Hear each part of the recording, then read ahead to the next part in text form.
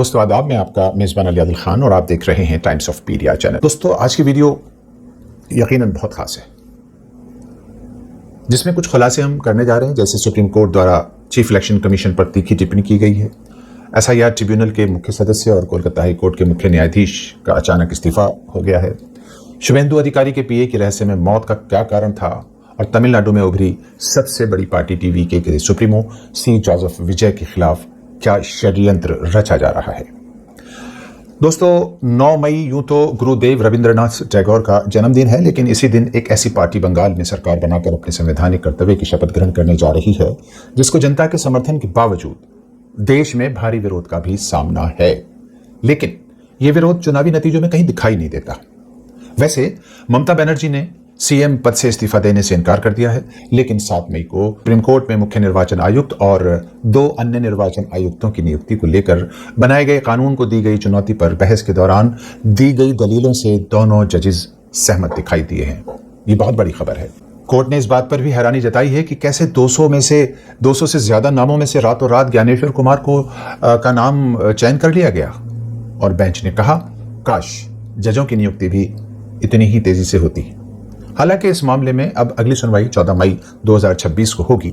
Election commissioner की नियुक्ति को लेकर हुई सुप्रीम कोर्ट में बहस के बाद अब यह चर्चा शुरू हो गई है कि क्या मुख्य चुनाव आयुक्त ज्ञानेश्वर कुमार की नियुक्ति रद्द हो सकती है। अगर ऐसा होता है, जिसकी संभावना भी जताई जा रही है, तो क्या इनके दौर में हुए सभी चुनाव रद्द किए जाएंगे? बहुत बड़ा सवाल है। इसी कॉन्टेक्स्ट में हम बात कर लेते हैं महाराष्ट्र चुनाव में धांधली की। दरअसल महाराष्ट्र चुनाव के बाद उद्धव ठाकरे की पार्टी की तरफ से बीजेपी द्वारा चुनावों में धांधली के चलते एकनाथ शिंदे की सरकार को सुप्रीम कोर्ट में चुनौती दी गई थी। तो उस पर माननीय सुप्रीम कोर्ट ने कहा था कि अगर उद्धव ठाकरे ने CM पद से इस्तीफा न दिया होता तो हम उद्धव ठाकरे को ही दोबारा शपथ दिला देते, यानी उनको रीइंस्टेट कर देते। और यह भी कहा जा रहा है कि उद्धव ठाकरे अगर सब्र करते तो शिंदे CM न होते, और ये दूसरे राज्यों के लिए भी एक नजीर बनती। हो सकता है 14 मई को होने वाली सुनवाई में भी ये बात आए कि अगर ममता बनर्जी ने इस्तीफा ना दिया होता तो उनको रीइंस्टेट कर दिया जाता। शायद ममता भी इस पहलू को समझती हैं, इसीलिए मुख्यमंत्री पद से अभी तक उन्होंने इस्तीफा नहीं दिया है। तमिलनाडु में जिस तरह विजय की पार्टी TVK को गवर्नर द्वारा सरकार बनाने के संबंध में इग्नोर किया जा रहा है, और जिस तरह का पिछले 12 वर्षों में सरकारें बनाने का ट्रैक रिकॉर्ड इस सत्तारूढ़ पार्टी में जो मेन पार्टी है BJP, उससे इस बात का अंदाजा लगाया जा सकता है कि वहां प्रेसिडेंट रूल लागू हो सकता है। ये सब घटनाएं विपक्ष और खास तौर से यूथ को उत्तेजित करने जैसी हैं, जिसके नतीजे में पूरे देश में सरकार के खिलाफ आंदोलन हो सकते हैं।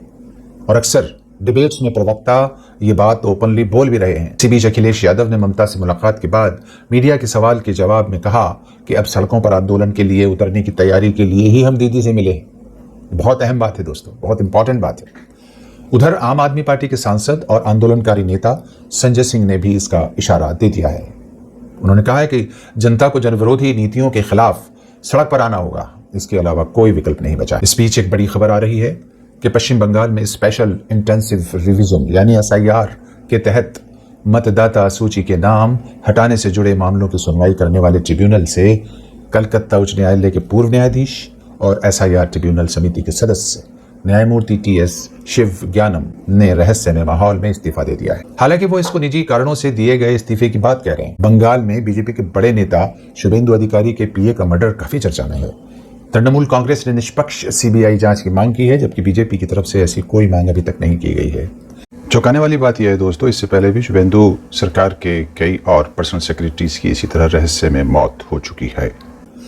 ये सब क्यों हो रहा है? क्योंकि किसी भी नेता के निजी सचिव के पास अंदर की जानकारी और सूचनाएं होती हैं, और जैसे ही नेता को उसके बाहर आने का खतरा होता है, ऐसे में उसका रहस्य में मौत का हो जाना एक आम घटना है। और आज जिस तरह की सियासत, उसमें नेताओं का बिकना, खरीदना, इधर उधर स्थानांतरित करना, पार्टियां बदल देना, ये कोई बड़ी बात या मुश्किल बात अब नहीं है, क्योंकि अब उसूलों की सियासत तो बची नहीं है। अब जो असल बात है वो ये कि पूरे भारत का राजनीतिक विपक्ष 21 राज्यों में चुनाव के द्वारा बहुमत साबित करने में फेल हो चुका है, चाहे वो EVM के माध्यम से हुआ हो या किसी और कारणवश। अंततः फेल तो हो ही गया है। अगर EVM से BJP जीत रही है तो EVM को हटवाने के लिए सरकार पर दबाव विपक्ष ने अभी तक क्यों नहीं बनाया? अगर चुनाव आयोग की धांधली है तो चुनाव आयोग को हटाने के लिए क्यों नहीं उस पर दबाव डाला गया? विपक्ष के द्वारा। अगर सुप्रीम कोर्ट इसके लिए जिम्मेदार है तो न्यायिक प्रणाली के सुधार के लिए विपक्ष ने मिलकर सत्ताधारी नेताओं पर दबाव क्यों नहीं बनाया? अगर वास्तव में देश में सत्ताधारी पार्टी का ही सब कुछ किया धरा है तो विपक्ष ने मिलकर इसके खिलाफ सड़कों पर क्यों नहीं अब तक आंदोलन चलाया? इसमें कमी किसकी है? इसका मतलब जो विपक्ष में पार्टियां हैं उनकी भी सियासत में कुछ दाल में काला है।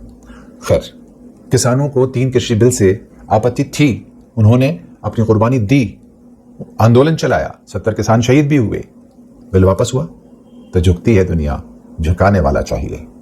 तो क्या अब ये मान लिया जाए कि देश का पूरा राजनीतिक विपक्ष मुल्क में जो हो रहा है वो होने देना चाहता होगा? शायद ऐसा भी नहीं है।